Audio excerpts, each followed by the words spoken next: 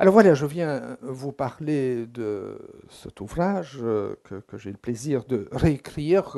Il avait été écrit en 92. Alors pourquoi la nouvelle gestion de soi? Pour ne pas la confondre avec l'ancienne, la gestion de soi. Et puis, je pense avoir été le premier à ma connaissance d'avoir utilisé ce titre en 1992, mais assez rapidement, d'autres ouvrages se sont aussi appelés la gestion de soi. Donc pour se distinguer, l'éditrice a proposé de parler de la nouvelle gestion de soi. Mais je pense que ce titre se justifie aussi parce que la perspective dans laquelle je me place, donc je me place, disons-le clairement, dans la perspective de la psychologie scientifique, eh bien que cette perspective est différente, par exemple, de la psychologie intuitive que l'on trouve dans les ouvrages qu'on appelle souvent d'une expression anglaise, parce qu'ils se sont surtout diffusés aux États-Unis, les self-help books. Il y a quantité, on en produit sans discontinuer, sans arrêter. Et parmi les plus célèbres, il y a les ouvrages d'Al Carnegie.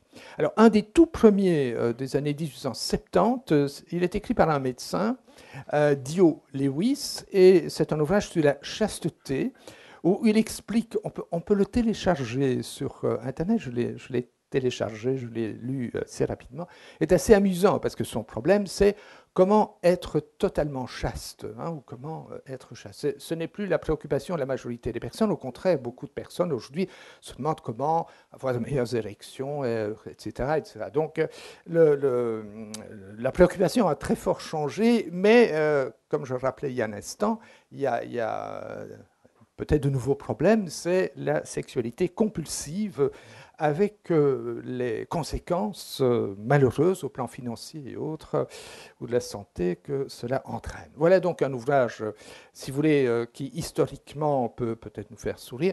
Les ouvrages d'Al Carnegie sont encore toujours en vente. Hein. Comment se faire des amis, comment arrêter de ruminer et comment commencer à vivre. Dal Carnegie était un vendeur, aussi comédien amateur, donc un médecin, un comédien. Puis il y a eu quantité d'ouvrages, je ne vais pas les énumérer, mais il faut attendre les années 1970 pour que les psychologues d'orientation scientifique s'en occupent. Avant ça, vous avez donc des ouvrages qui sont écrits par un pasteur, comme par exemple La pensée positive, ou un pédiatre, hein, comme le docteur Spock, etc. Il faut donc attendre les années 1970 pour que ça développe aussi les thérapies comportementales.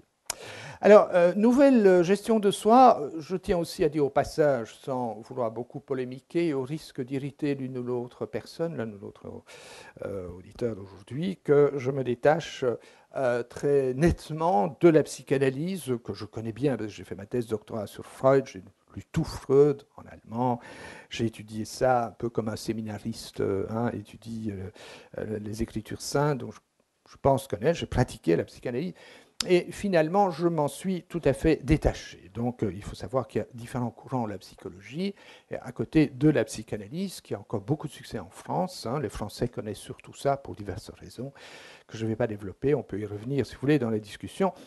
Donc, la psychanalyse est encore très en vogue en France et en Argentine. Ce sont les deux pays au monde où elle a encore vraiment du succès. Mais les psychologues d'orientation scientifique comme moi pensent que Freud a eu un certain rôle positif dont nous pouvons parler et discuter aussi, mais qu'au total, la psychanalyse est un mouvement dépassé. Les interprétations de Freud aujourd'hui font évidemment sourire des psychologues d'orientation scientifique comme moi. Vous savez que Freud fumait entre 20 et 30 cigares par jour. Il est mort d'ailleurs avec un cancer de la bouche. Et alors lui-même interprétait le fait de fumer, c'est assez amusant, voilà, je le cite, il disait que le fait de fumer est une masturbation symbolique. Hein. Voilà d'ailleurs une image amusante qui est faite par quelqu'un qui est un admirateur de Freud, qui a fait tout un recueil de caricatures, Ralph Steadman, mais qui, au passage, se moque un peu de la manière dont Freud interprétait l'usage, comme vous voyez, du cigare. Hein. Freud disait que la masturbation est la seule grande habitude, bon, je crois qu'il y en a quand même heureusement d'autres, encore en plus. Enfin, je ne suis pas contre, hein, mais bon, je pense quand même qu'il y a aussi d'autres choses qui peuvent apporter du plaisir. La seule grande habitude, le désir primordial, disait-il, les autres dépendances à l'alcool, à la morphine, au tabac, n'en sont que des ersatz, des substituts. Donc voilà, je pense que la psychanalyse a des interprétations qui sont toujours discutables. Ce n'est qu'une façon d'interpréter en fonction d'une clé préétablie. Hein.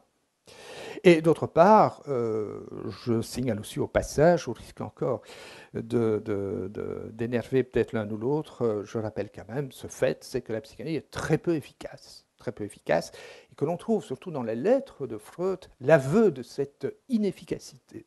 Exemple, on va vite voir ça, il écrit, déjà en 1911, il écrit à un de ses meilleurs amis, Ludwig Binswanger, il écrit que, voilà, il parle toujours de ses patients, il les appelle dans ses lettres les nègres. Et pourquoi les appelle-t-il les nègres?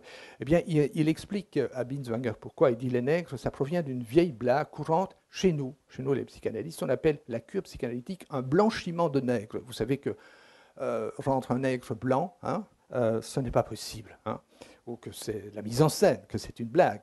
Et il dit, je me console souvent en me disant que si nous sommes si peu performants au niveau thérapeutique, nous apprenons au moins pourquoi on ne peut l'être davantage. Dans cet esprit, notre thérapie me semble la seule rationnelle, et à l'époque, il n'y avait pas grand-chose, c'est vrai.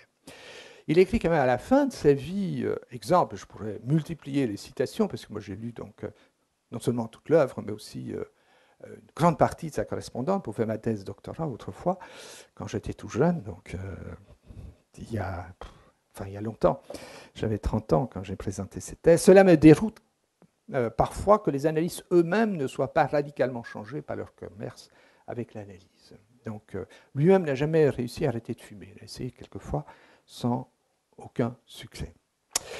Donc voilà, pourquoi aussi je me permets de parler de nouvelle gestion de soi en disant que la manière dont je vois les choses et dont bien d'autres voient comme moi d'ailleurs, je suis loin d'être le seul. Si j'étais le seul, d'ailleurs, je m'inquiéterais.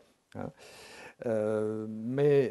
Donc nous sommes de plus en plus nombreux à penser que la psychologie doit devenir une science. C'est une science molle.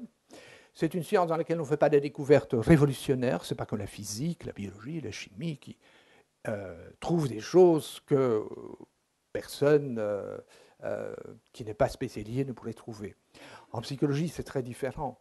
Ce que nous pouvons dire d'intéressant, on l'avait déjà dit très souvent, et certaines personnes l'avaient trouvé par elles-mêmes. Ce que fait le psychologue scientifique, c'est s'intéresser à tout, bien sûr, mais sans pouvoir dire tout sur tout, et il va faire des recherches sur des hypothèses réfutables, c'est-à-dire qu'on pourrait invalider. Le problème de la psychanalyse, soit dit au passage, c'est qu'avec l'inconscient, dont l'expert, si vous voulez, le maître, on peut toujours maintenir une interprétation. On peut toujours dire, vous avez le complexe d'Édipe. Si vous dites, comment, moi, je n'ai pas envie de coucher avec ma mère.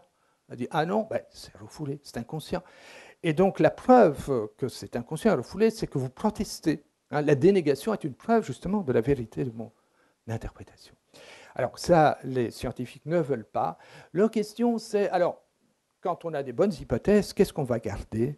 Qu'est-ce qu'on va laisser tomber? On va établir des lois empiriques, hein, ce n'est pas du tout les lois du législateur ni des lois morales. On sait que dans telles conditions, il va se produire telle chose, et que si nous voulons tel résultat, nous devons essayer de mettre en place telle condition au départ. Le scientifique travaille le plus objectivement possible, c'est-à-dire que même s'il trouve des résultats qui ne correspondent pas à ce qu'il souhaite, ben, il va quand même les publier, il doit le faire, s'il est honnête. Il va travailler le plus méthodiquement possible, c'est-à-dire que s'il y a des exceptions, il va en tenir compte, essayer de les expliquer, éventuellement changer sa théorie. Et enfin, il se corrige. Les scientifiques font des erreurs, ils ne disent pas la vérité. Et de, moi qui viens vous parler de psychologie scientifique, je ne viens pas vous énoncer des vérités, je viens vous dire ce qui, dans l'état actuel de la psychologie, telle que je la connais, est largement admis par des chercheurs qui se définissent comme scientifiques. Mais nous utilisons une poubelle, contrairement donc à d'autres psychologues qui ne font qu'accumuler des histoires et qui ne se remettent pas en question.